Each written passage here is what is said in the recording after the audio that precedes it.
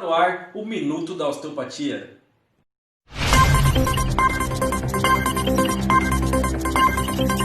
De hoje é para você que sofre com bruxismo, você que está sofrendo com apertamento dentário, que usa placas, você que sofre com disfunções na articulação temporomandibular. A osteopatia ela pode te ajudar, buscando encontrar principalmente as disfunções primárias, o que realmente levou você a sofrer com essa dor e com essas disfunções. Ela pode ter uma relação com o seu sistema muscular, com o seu sistema neural, com os ossos do crânio, com o sistema visceral, até mesmo relação com as suas emoções, com a sua área emocional. Então você aí que está sofrendo com bruxismo, com apertamento dentário e as dores estão te incomodando muito, lembre-se, a osteopatia pode te ajudar.